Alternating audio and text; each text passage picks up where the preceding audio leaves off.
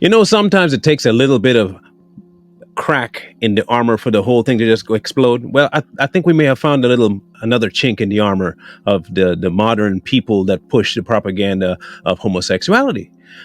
We talked some time ago about Wendy Williams, right, and what the possible reasons were that she was ostracized from the public light and why she was shunned and shamed. Well, it seems that she might have been on to more than people knew. I mean, I'm sure some of the older people that had listened to her when she first came on knew exactly what her motives were, but to the recent ones like ourselves, I think we are now starting to see why they don't like Wendy Williams. She, according to Jaguar Wright, was one of the very first people to ever be on the airways talking about the gaying of rap music. And I don't mean just in its delivery of music, but in the actual actions of the people calling themselves gangster rappers or thug rappers or street hustlers, anything along those lines. She was one of the first to not just talk about it, but expose them. The first woman to uncover the homo thugs. She talk about Diddy. That's what these down low was called when Wendy first started talking about it in the 90s, the homo thug. Now, what happens when you expose too big a name? You can get yourself in some hot water. We talked about the fact that she went after Puffy, right? And what happened? She got kicked out of the studio she was in before. You mess with the big bull, you get the horns. There was one other person that she was going after, and no one seemed to talk about him being as zesty as he was. Who? Busta Rhymes. The one and only Busta Rhymes. Yah himself. All right? Now, his connection with this particular genre that Wendy was covering is actually through the same person that got her removed from the radio station. One, Sean Puffy Combs.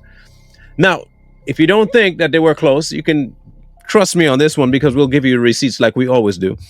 He has, as recent as last year, now this is not like eons ago, this is after all the information that was talked about, and I don't mean every allegation, but the majority of them were talked about Puffy being involved in people's death and being a little bit shady, being gay.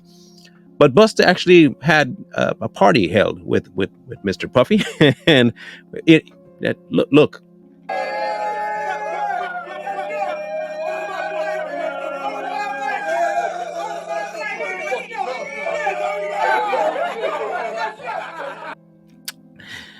Now, I'm going to go on a limb. I'm going to go on a limb and speak on behalf of most men, if not all. We friends and all, we buddies, but I ain't gonna have you climbing up on me like that, bro. That's no, and you're not gonna find me climbing up on you like that either. Now, y'all can say, well, you're just stretching, but are we? Are we stretching it? Look, we're not the only ones to say this. His bodyguards came out and talked about this. And I'm talking about close friends talked about Busta Rhymes having inappropriate touching and groping sessions with men. And the little lawyer guy we was with, he was a gay dude, super cool, feel me, good guy. Bro, Busta Rhymes wanted him in his section so bad, like, what? Pulled him to the section, like through the rope, and tucked him off in the corner. So I'm looking like, well, he ain't come with us. Now, how true is it? Judging by what we know about Puffy, it probably is 100% true. Judging by what we know about rap music, it's probably 100% true. You'll never hear Busta admit that, though, because he's got to keep that facade up. His words, not mine. He has to denounce the homosexuality of things because he can't afford to be seen as the one gay rapper in the industry. Although today, it'd probably be way easier for him to come out and say that he is because of the type of rappers we have now. They might as well come out with, well, they have Lil Nas. What do you know? The first gay rapper. How do you like that? It just so happens that they have one. But could it be that it's not just Puff involved in the reasons that Wendy got what she got? Could it be that she had so many big names in the industry that they just had enough? You have too much info on us. There are too many people ratting on us. And if you're the only one talking about it, the only way to get rid of you is to actually get rid of you. Now, we all remember that infamous Statue of Liberty staggering scene, right? Ironically, that was the beginning of the end for her. Our first caress.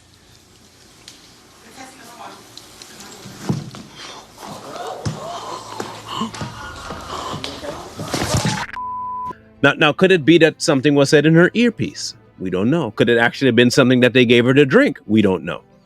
But Wendy was never the same after that point. And now with this new information coming out that she had dirt on Busta, possibly Jay-Z, and Puffy, she had the trifecta. She had the three-headed demon in her back pocket of dirt on them. Why wouldn't she go down? That's like the perfect storm to destroy your life. You have information on those three. I would go so far as to call them the godfathers of rap. And I mean the modern, real indentation of rap. I'm not talking about old school Run DMC and them fellas. I'm talking about that transition from obscurity to mainstream. It would be those three. If you have that kind of information on them that could damage their street cred, you gone. And we saw it, if our theory is right, in real time. She went from hero to zero almost overnight. Now, you can see that this is probably going to be one of those situations where we don't have 100% proof. But like with everything, if there is enough, it's believable. What they tell you, believe them. The whole situation with her and Puffy and her losing a job, that is actually recorded. That's truth. He got on the phone. He said, let me tell you this. When I get back to New York City, if she's on the radio station, he's talking to a radio executive. When we got back to New York City, Wendy Williams was in Philly. As for Busta's relationship with Puffy, that also is truth. Now, if I know that you're that close with the one person that has that much escapades under his belt, I can only assume that, one, you're either okay with it or you participated in it. You can't give me the excuse that you don't know. That much you can't tell me. And you can't tell me that it's not true, especially when your own bodyguards who have been around you 24/7 come out speaking about things you've done in private. I feel for Wendy, but maybe, just maybe, she was the one linchpin that was needed in order for folks to look into this more deeply. Her demise, unfortunate as it is, might have been the catalyst to kickstart all of this, to expose the industry for what it really is. It's a transformation service from man to emasculated. Now, it could be an ultimate plan of what we had referred to before with the boule. I could easily see that, where you take the masculine black male and you make them effeminate and they remove all of their influence and power. That way you have access to the children and the women, and you can manipulate the entire society without lifting a finger of violence towards them. And at the end of the day, you can say, it's their fault. I didn't do any. I didn't put the gun in their hands. I didn't supply them with nothing. I just told of their calamity through song.